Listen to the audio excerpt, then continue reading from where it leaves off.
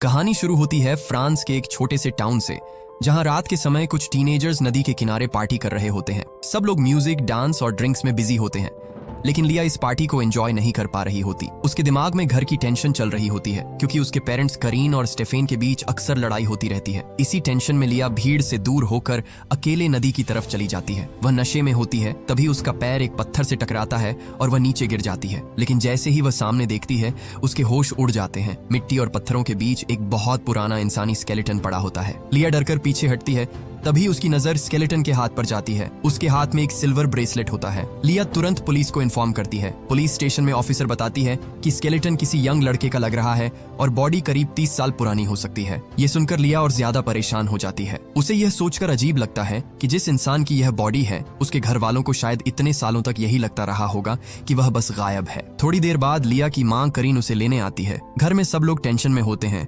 लेकिन लिया के मन में सिर्फ वही स्केलेटन और ब्रेसलेट घूम रहा होता है। वह रात को इसी बारे में सोचते सोचते सो जाती है। अगली सुबह जब उसकी आंख खुलती है तो वह अपने कमरे में नहीं होती। सामने एक छोटा बच्चा सो रहा होता है और कमरा भी पूरी तरह अलग होता है। लिया घबराकर उठती है और जब खुद को देखती है तो उसके पैरों तले जमीन खिसक जाती है। वह अपनी बॉडी में नहीं बल्कि एक लड़के की बॉडी में होती है। कपड़ों के बीच उसे वही सिल्वर ब्रेसलेट मिलता है जो उसने स्केलेटन के हाथ में देखा था। अब उसे समझ आ जाता है कि वह उसी लड़के की बॉडी में आ चुकी है जिसकी लाश उसे नदी के पास मिली थी। बाहर जाकर उसे पता चलता है कि इस लड़के का नाम इस्माइल है। इस्माइल अपने छोटे भाई सूफियान और पेरेंट्स के साथ रहता है। उसका परिवार गरीब है और दूसरों के फार्म पर काम करके गुजारा करता है। लिया इस्माइल के पेरेंट्स को समझाने की कोशिश करती है कि वह उनका बेटा नहीं है बल्कि फ्यूचर से आई लिया है, लेकिन कोई उसकी बात नहीं मानता। सिर्फ छोटा सूफियान उसे ध्यान से देखता है, क्योंकि उसे अपने भाई की आदतें पता होती हैं और वह समझ जाता है कि इस्माइल आज नॉर्मल नहीं है। सूफियान उसे कहता है कि जहां से यह सब शुरू हुआ है उसे वापस उसी जगह जाना चाहिए। लिया को भी लगता है कि शायद नदी के पास जाने से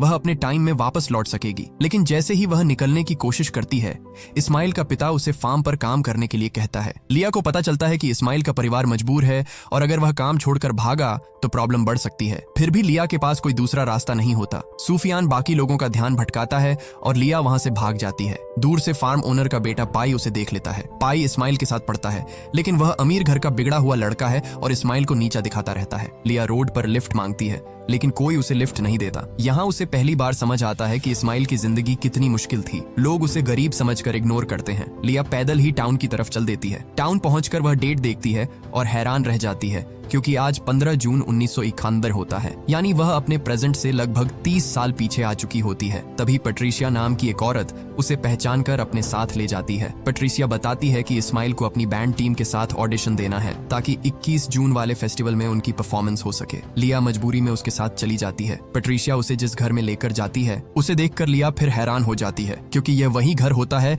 जहां फ्यूचर में लिया अपने ग्रैंड पेरेंट्स के साथ रहती है। फर्क सिर्फ इतना होता है कि इस टाइम में उसके दादा दादी जवान होते हैं। अंदर लिया की मुलाकात यंग करीन और यंग स्टेफेन से होती है। दोनों को देखकर लिया हैरान रह जाती है, क्योंकि प्रेजेंट में उसने अपने पेरेंट्स को हमेशा लड़ते हुए देखा था, लेकिन यहाँ पास्ट में दोनों खुश और अपने बैंड को लेकर एक्साइटेड होते हैं। लिया उन्हें बताने की कोशिश करती है कि वह उनकी फ्यूचर डॉटर है, लेकिन वे इसे इस्माइल का मजाक समझते हैं। यहाँ लिया को पता चलता है कि इस्माइल, करीन और स्टेफेन तीनों एक बैंड में हैं और म्यूजिक के जरिए कुछ बड़ा करना चाहते हैं। तभी इस्माइल का पिता वहां गुस्से में पहुंचता है और उसे सबके सामने डांटता है, क्योंकि इस्माइल फार्म का काम छोड़कर म्यूजिक के लिए भाग आया था। रात को लिया इस्माइल के घर लौटती है और उसकी डायरी पढ़ती है। उसमें इस्माइल ने अपने सॉन्ग्स और लिरिक्स लिखे होते हैं। लिया समझ जाती है कि इस्माइल सच में टैलेंटेड था और इस छोटे टाउन से बाहर निकलना चाहता था। अब लिया यह जानना चाहती है कि क्या वह पास्ट में जाकर फ्यूचर बदल सकती है। इसे टेस्ट करने के लिए वह इस्माइल की डायरी को मार्क करके एक जगह छुपा देती है, लेकिन तभी पाई वहां आ जाता है और इस्माइल को मारने लगता है, क्योंकि वह दिन में फार्म से भाग गया था। लिया कुछ नहीं कर पाती, क्योंकि वह अभी भी इस्माइल की बॉडी को ठीक से संभाल नहीं पा रही होती। रात होते होते वह बाथरूम में ही सो जाती है। सुबह जब लिया की आंख खुलती है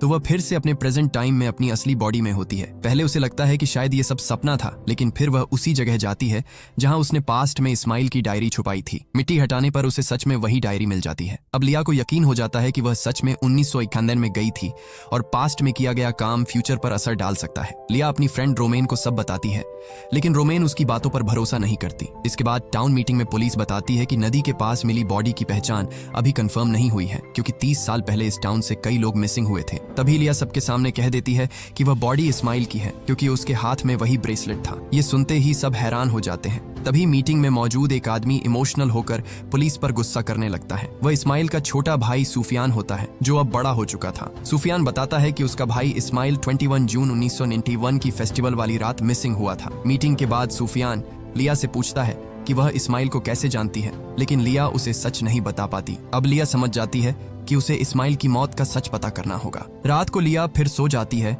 और अगली सुबह 16 जून 1991 में अपनी मां करीन की बॉडी में जागती है। पहले तो उसे समझ नहीं आता कि इस बार वह इस्माइल की जगह करीन के अंदर क्यों आई है, लेकिन करीन के सामान में इस्माइल की फोटो देखकर उसे शक होने लगता है कि कहीं इन दोनों के बीच कोई सीक्रेट रिश्ता तो नहीं था। लिया के लिए यह बात अजीब थी, क्योंकि प्रेजेंट में उसके पेरेंट्स का रिश्ता पहले ही खराब चल रहा था। इसी बीच वह घर में अपनी नानी को देखती है, जिन्हें उसने असल जिंदगी में कभी नहीं देखा था। लिया कुछ पल के लिए इमोशनल होती है, लेकिन फिर उसे याद आता है कि वह यहाँ इस्माइल की मौत का सच जानने आई है। कॉलेज में स्टेफान उससे मिलता है, जो इस टाइम करीन का बॉयफ्रेंड होता है। तभी इस्माइल भी वहाँ आता है और बताता है कि उसे कल का पूरा दिन याद नहीं है। उसे यह भी याद नहीं कि उसकी डायरी कैसे गायब हो गई। लिया समझ जाती है कि जब वह किसी की बॉडी में एक दिन बिताती है तो उस इंसान की उस दिन की मेमोरी गायब हो जाती है। यानी कल इस्माइल को कुछ याद नहीं था, क्योंकि उसकी बॉडी में लिया थी, और आज के बाद करीन को भी यह दिन याद नहीं रहेगा। अब लिया जानबूझकर इस्माइल को अपने साथ अकेले चलने के लिए कहती है, ताकि वह पता लगा सके कि इस्माइल और करीन के बीच सच में कुछ था या नहीं। दोनों खेतों की तरफ जाते हैं, जहां रास्ते में पाई शूटिंग प्रैक्टिस कर रहा होता है। इस्माइल और करीन उसका मजाक बनाकर वहां से निकल जाते हैं। आगे इस्माइल नदी के पास ऊंचाई से पानी में कूदता है। लिया घबरा जाती है, क्योंकि उसे लगता है कि कहीं इस्माइल की मौत इसी तरह तो नहीं होने वाली।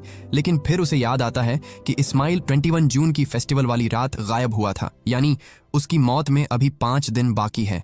इस्माइल और करीन के रिश्ते को परखने के लिए लिया उसे किस करने की कोशिश करती है, लेकिन इस्माइल उसे रोक देता है। वह साफ कहता है कि करीन स्टेफेन की गर्लफ्रेंड है और वह अपने दोस्त को धोखा नहीं दे सकता। यह सुनकर लिया को यकीन हो जाता है कि करीन और इस्माइल के बीच कोई अफेयर नहीं था, यानी इस्माइल की मौत की वजह कुछ और थी। बाद में लिया को पता चलता है कि इस्माइल चाहता था कि वह, करीन और स्टेफेन अपना बैंड लेकर पेरिस चले जाएं। इस्माइल इस छोटे टाउन से बाहर निकलकर म्यूजिक में कुछ बड़ा करना चाहता था, लेकिन स्टेफेन अपने पेरेंट्स का बिजनेस छोड़कर जाने को तैयार नहीं था। करीन भी स्टेफेन के लिए टाउन में रुकना चाहती थी। यह बात इस्माइल को अंदर से तोड़ देती है, क्योंकि उसके लिए म्यूजिक सिर्फ सपना नहीं, पूरी जिंदगी था। इसी बीच स्टेफेन करीन को इस्माइल के साथ देखकर जेलस हो जाता है और ब्रेकअप की बात करता है। लिया घबरा जाती है, क्योंकि अगर करीन और स्टेफेन अभी अलग हो गए तो फ्यूचर में लिया पैदा ही नहीं होगी। वह तुरंत स्टेफेन को मनाती है और किसी तरह सिचुएशन संभाल लेती है। रात को लिया फिर प्रेजेंट में लौट आती है। अब उसे समझ आ चुका था कि हर बार सोने के बाद वह 1991 के अगले दिन में किसी नई बॉडी में जागती है। प्रेजेंट में लिया अपने पेरेंट्स से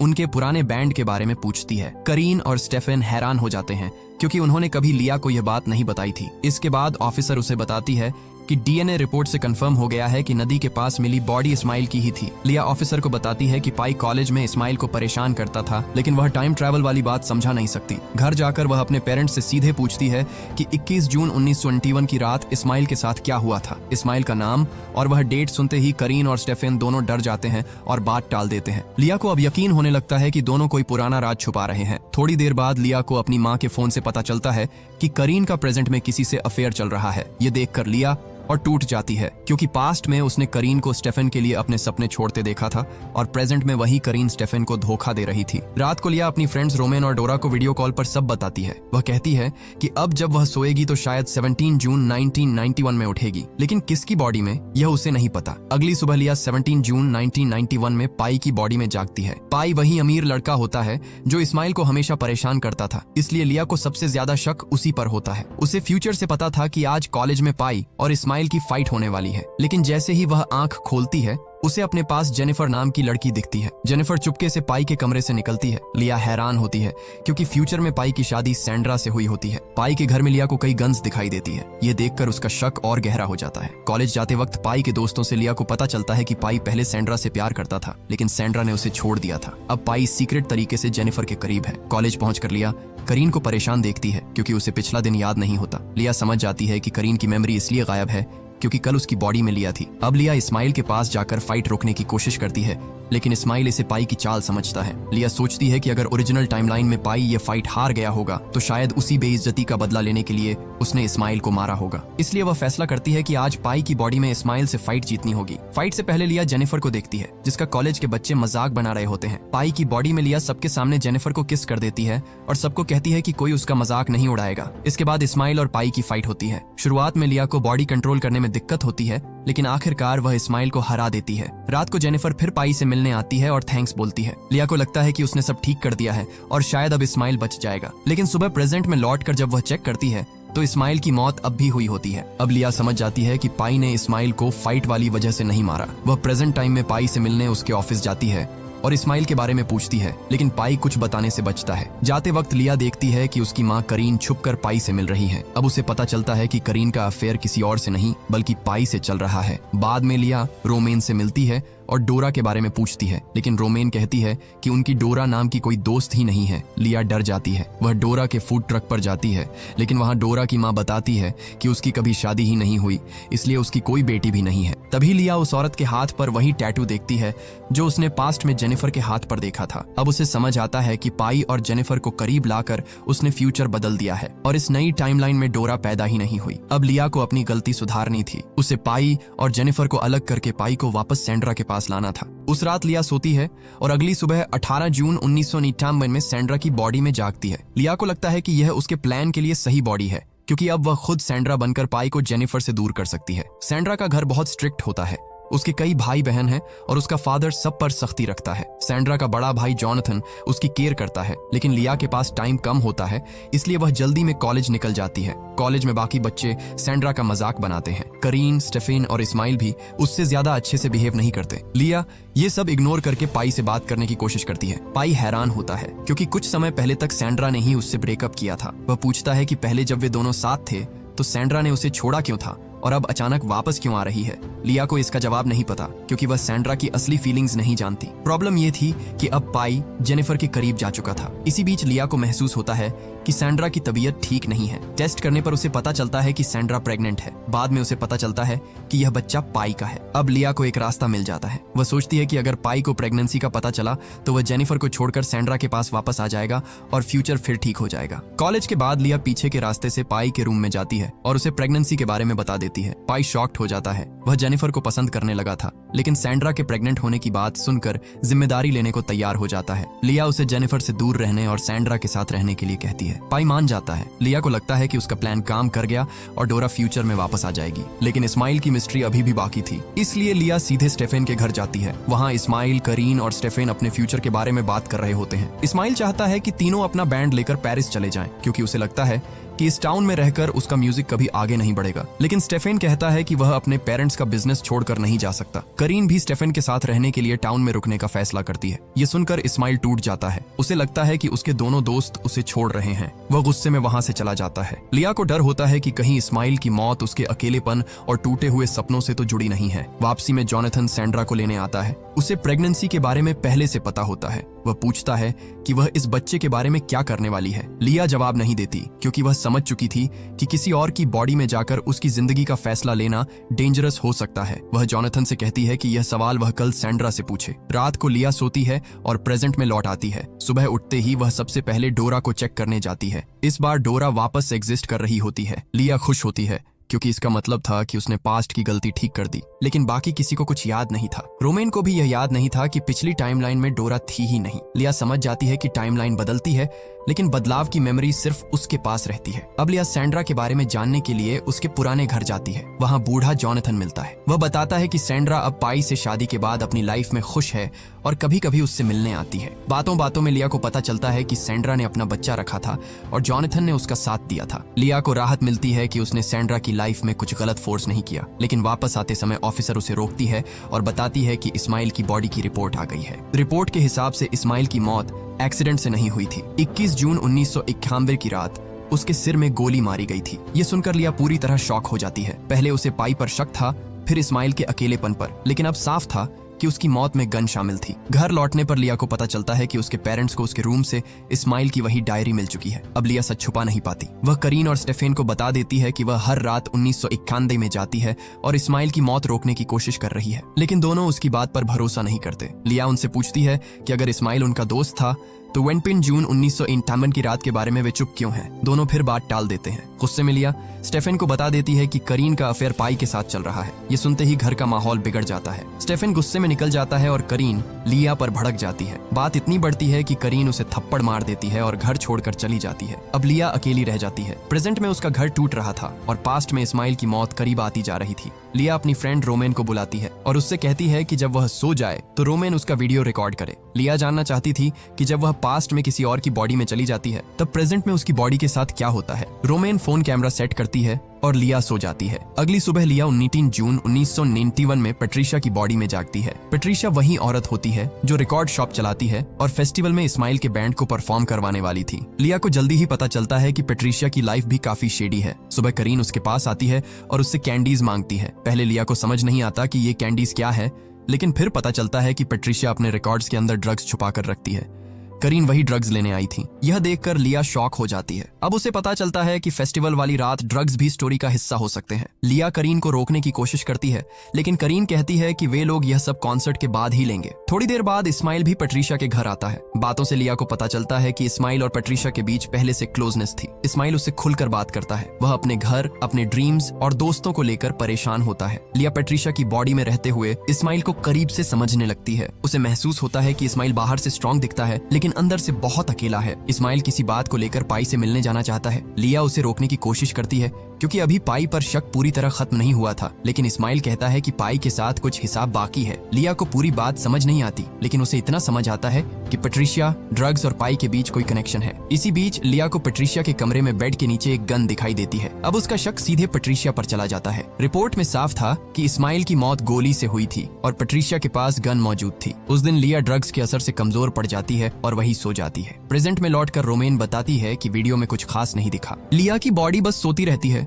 लेकिन उसका माइंड पास्ट में चला जाता है। अब लिया और रोमेन प्रेजेंट वाली बूढ़ी पेट्रिशा को ढूंढने निकलती है। उन्हें पता चलता है कि पेट्रिशा पहले अपने हस्बैंड डैनियल की मौत के केस में सस्पेक्ट रह चुकी थी। इससे लिया का शक और बढ़ जाता है। दोनों मुश्किल से पेट्रिशा तक पहुंचती है। पेट्रिशा अब एक पुराने घर में अकेली रहती है। लिया उससे डेनियल और इस्माइल के बारे में पूछती है। पेट्रिशा मानती है कि डेनियल की मौत में उसका हाथ था, लेकिन वह कहती है कि उसने सेल्फ डिफेंस में ऐसा किया था। इस्माइल के बारे में वह साफ कहती है कि उसने उसे नहीं मारा। लिया उसकी बातों पर भरोसा नहीं कर पाती। वापसी में लिया और रोमेन के बीच बहस होती है। रोमेन को लगता है कि लिया हर बार लोगों की जिंदगी बदल रही है। लिया भी परेशान होती है क्योंकि उसके पास सच में कोई क्लियर रास्ता नहीं था। तभी लिया दूर ब्रिज पर पेट्रिशा को देखती है। बूढ़ी पेट्रिशा अपनी गन नदी में फेंक रही होती है। यह देखकर लिया का शक फिर गहरा हो जाता है। अगर पेट्रिशा इनोसेंट थी तो इतने साल बाद गन क्यों छुपा रही थी? अब इस्माइल की मौत में सिर्फ एक दिन बाकी था। घर लौटते वक्त उसे रास्ते में अपना पिता स्टेफेन मिलता है, जो नशे में होता है और पूरी तरह टूट चुका होता है। लिया उसे संभाल कर घर लाती है। इसी बीच स्टेफेन के फोन पर पाई का कॉल आता है। पाई उसे करीन से दूर रहने और बात और खराब न करने के लिए कहता है। लिया को गुस्सा आता है क्योंकि प्रेजेंट में पाई उसके फैमिली के बीच था और पास्ट में भी इस्माइल की स्टोरी से जुड़ा हुआ था। थोड़ी देर बाद रोमेन एक पुराना VCR प्लेयर लेकर आती है। दोनों 1991 वाले फेस्टिवल की टेप्स देखने लगती है। टेप में यंग स्टेफेन कैमरा से रैंडम चीजें रिकॉर्ड कर रहा होता है। कुछ फुटेज में ऐसे हिंट्स मिलते हैं जिससे रोमेन को भी यकीन होने लगता है कि लिया सच में पास्ट बदल रही है। लेकिन इससे पहले कि वे टेप प्रॉपरली देख पाती, स्टेफेन कमरे में आ जाता है और दोनों टेप छुपा देती हैं। रात को लिया इसी टेंशन में सो जाती है। अगली सुबह लिया 20 जून 1951 में स्टेफेन की बॉडी में जागती है। अब इस्माइल की मौत में सिर्फ एक दिन बाकी था। बैंड प्रैक्टिस में इस्माइल पहले से नाराज होता है। वह करीन से गुस्सा है और सिर्फ स्टेफेन के साथ परफॉर्म करना चाहता है। लिया सिचुएशन संभालने की कोशिश करती है। वह स्टेफेन की बॉडी में करीन से अच्छे से बिहेव करती है ताकि करीन और स्टेफेन का रिश्ता खराब ना हो। उसके लिए यह मुश्किल था क्योंकि एक तरफ उसे इस्माइल को बचाना था और दूसरी तरफ अपने पेरेंट्स को भी साथ रखना था। इसके बाद लिया पेट्रिशिया की शॉप पर जाती है क्योंकि उसे गन ढूंढनी थी। शॉप में उसे पाई मिलता है। पाई के चेहरे पर चोट के निशान होते हैं। वह बताता है कि इस्माइल ने उसके फादर को उसके ड्रग्स वाले काम के बारे में बता दिया था, इसलिए उसकी पिटाई हुई। लिया समझती है कि इस्माइल और पाई के बीच टेंशन अभी भी खत्म नहीं हुई है, लेकिन शॉप में उसे गन नहीं मिलती। बाद में लिया स्टेफेन के घर पहुंचती है जहां इस्माइल मौजूद होता है। इस्माइल अपने घर से निकाले जाने के बाद बाहर कैंप करने का प्लान बना रहा होता है। लिया उसे अकेला नहीं छोड़ना चाहती, इसलिए स्टेफेन की की बॉडी में उसके साथ जाने का फैसला करती है। रात को टेंट में इस्माइल अपने मन की बातें स्टेफिन से कहता है। धीरे धीरे लिया को महसूस होता है कि इस्माइल सिर्फ करीन या बैंड को लेकर परेशान नहीं है, बल्कि उसके और स्टेफिन के बीच भी कोई डीप कनेक्शन है। फिर अचानक इस्माइल स्टेफिन को किस कर देता है। लिया घबरा जाती है। वह कहती है कि वह स्टेफिन नहीं है, बल्कि फ्यूचर से आई लिया है, लेकिन इस्माइल उसकी बात नहीं मानता। उसे लगता है कि स्टेफिन अपनी फीलिंग्स से भाग रहा है। लिया वहां से भागकर स्टेफिन के घर लौट आती है। घर पर करीन उसका इंतजार कर रही होती है। करीन नाराज होती है, लेकिन लिया खुद भी अंदर से टूटने लगती है। उसे समझ नहीं आता कि उसके फादर का सच क्या है। रात को लिया स्टेफिन के रूम में एक लेटर पढ़ती है। इस लेटर में स्टेफिन ने इस्माइल के लिए अपनी फीलिंग्स लिखी होती है। अब लिया को पूरा सच समझ आता है। उसके फादर स्टेफिन इस्माइल से प्यार करता था। शायद यही वजह थी कि इस्माइल की डेथ के बाद स्टेफिन की लाइफ अंदर से खाली रह गई। प्रेजेंट में करीन और स्टेफिन का रिश्ता इसलिए टूट चुका था क्योंकि वे दोनों एक ऐसे पास्ट के बोझ के साथ जी रहे थे जिसे उन्होंने कभी खुलकर एक्सेप्ट नहीं किया। सुबह लिया प्रेजेंट में लौटती है। इस्माइल का फ्यूनरल होता है क्योंकि पुलिस ने बॉडी आइडेंटिफाई कर ली थी। फ्यूनरल में लिया अपने पेरेंट्स, सूफियान, पेट्रिशिया, पाई और बाकी लोगों को देखती है। सबके चेहरों पर गिल्ट होता है। फ्यूनरल के दौरान स्टेफिन सबके सामने बोल देता है कि वह इस्माइल से प्यार करता था और इस्माइल यह बात जानता था। यह कन्फेशन सुनकर लिया को एहसास होता है कि उसके फादर ने इतने सालों तक अपना सच दबा कर रखा था। इस्माइल की मौत सिर्फ मर्डर मिस्ट्री नहीं थी, उसने सबकी जिंदगी तोड़ दी थी। फ्यूनरल के बाद लिया इस्माइल को बचाने की कसम खाती है, लेकिन रोमेन उसे याद दिलाती है कि अगर इस्माइल बच गया तो शायद करीन और स्टेफिन कभी साथ नहीं आएंगे, और अगर वे साथ नहीं आए तो लिया पैदा नहीं होगी। अब लिया पहली बार सच में डर जाती है। इस्माइल को बचाने की कीमत उसकी अपनी एग्जिस्टेंस हो सकती थी। उस रात लिया सोने से बचने की कोशिश करती है। वह एनर्जी ड्रिंक्स पीती रहती है क्योंकि वह नहीं चाहती कि आखिरी दिन वह फिर पास्ट में चली जाए। लेकिन कुछ देर बाद उसकी आंख लग जाती है और जब वह उठती है तो वह 20 जून 1991 में होती है। इस बार वह फिर से इस्माइल की बॉडी में होती है। यही वही दिन था जिस रात इस्माइल गायब हुआ था। लिया सीधे फेस्टिवल वाली जगह जाती है। करीन और स्टेफिन पहले से मौजूद होते हैं। स्टेफिन पिछले दिन की बातों की वजह से परेशान होता है और इस्माइल से नजरें मिलाने से बच रहा होता है। करीन भी गिल्ट में होती है। वह इस्माइल को बताती है कि उसका म्यूजिक स्कूल में सिलेक्शन हो गया है और ऑडिशन के लिए उसने इस्माइल का सॉन्ग यूज किया था। असली इस्माइल शायद यह सुनकर हर्ट होता,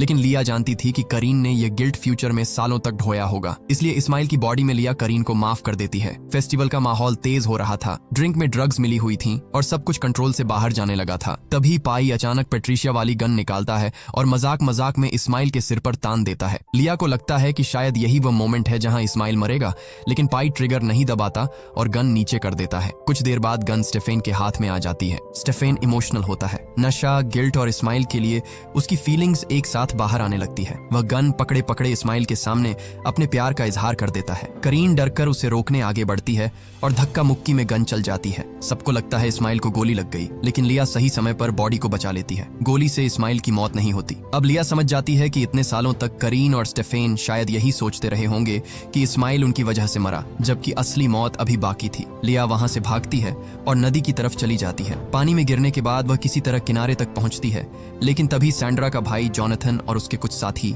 वहां आ जाते हैं। वे इस्माइल को पकड़ लेते हैं। उन्हें लगता है कि इस्माइल बहुत कुछ जानता है और अगर वह बच गया तो पुलिस तक बात पहुंच सकती है। वे इस्माइल को पानी में दबाने लगते हैं। लिया पूरी ताकत से बचने की कोशिश करती है, लेकिन इस्माइल की बॉडी कमजोर हो चुकी होती है। जॉनथन के साथी डर जाते हैं कि इस्माइल उन्हें फंसा देगा। वे जॉनथन पर दबाव डालते हैं कि वह इस्माइल को खत्म कर दे। जॉनथन गन लेकर इस्माइल की तरफ बढ़ता है। लिया उसी जगह पहुंचती है जहां प्रेजेंट टाइम में उसे स्केलेटन मिला था। ओरिजिनल टाइमलाइन में इस्माइल को यही गोली मारी गई थी और उसकी बॉडी इतने सालों तक नदी के पास छिपी रही थी। अब लिया के सामने आखिरी डिसीजन होता है। अगर वह इस्माइल को मरने देती है तो फ्यूचर वैसा ही रहेगा, लेकिन अगर वह इस्माइल को बचा लेती है तो शायद उसका अपना जन्म ही नहीं होगा। कुछ पल के लिए लिया डरती है, लेकिन फिर उसे समझ आता है कि एक इनोसेंट इंसान की मौत को सिर्फ अपने फ्यूचर के लिए होने देना गलत होगा। लिया जॉनथन को रोकती है। वह उसे समझाती है कि अगर उसने आज इस्माइल को मार दिया तो यह बोझ जिंदगी भर उसका पीछा नहीं छोड़ेगा। जॉनथन पहले डरता है, लेकिन आखिरकार गन नीचे कर देता है और इस्माइल को जाने देता है। इस एक फैसले से पूरी टाइमलाइन बदल जाती है। इस्माइल उस रात नहीं मरता। इसके बाद लिया वापस करीन और स्टेफिन के पास आती है। दोनों उसे जिंदा देखकर टूट जाते हैं क्योंकि उन्हें लग रहा था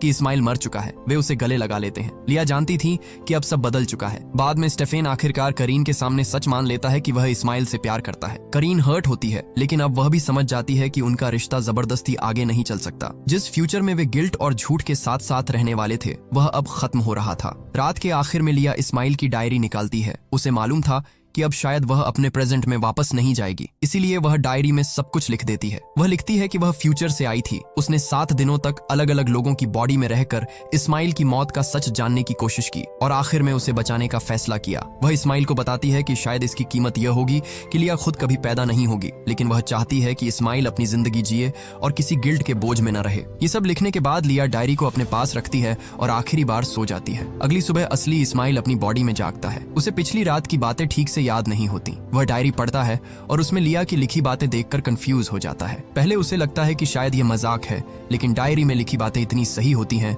कि वह उसे इग्नोर नहीं कर पाता। इस्माइल अपने घर जाता है। इस बार उसका फादर पहले की तरह गुस्सा नहीं करता, बल्कि उसे घर में वापस आने देता है। इसके बाद इस्माइल अपने छोटे भाई सूफियान से लिया के बारे में पूछता है। सूफियान बताता है कि कुछ दिन पहले इस्माइल खुद ऐसी बातें कर रहा था कि वह फ्यूचर से आई एक लड़की है और उसे नदी के पास वापस जाना है। ये सुनकर इस्माइल को यकीन होने लगता है कि लिया सच में थी। वह कोई सपना नहीं थी, वह फ्यूचर से आई थी और उसने उसकी जान बचाने के लिए अपना सब कुछ दांव पर लगा दिया था। कहानी यही खत्म होती है, जहां इस्माइल बच जाता है, लेकिन उसे बचाने के लिए लिया अपना फ्यूचर सैक्रिफाइस कर देती है। हमारे साथ हमेशा ऐसे ही जुड़े रहने के लिए चैनल को सब्सक्राइब कर लीजिए। जल्दी मिलेंगे अगले वीडियो में।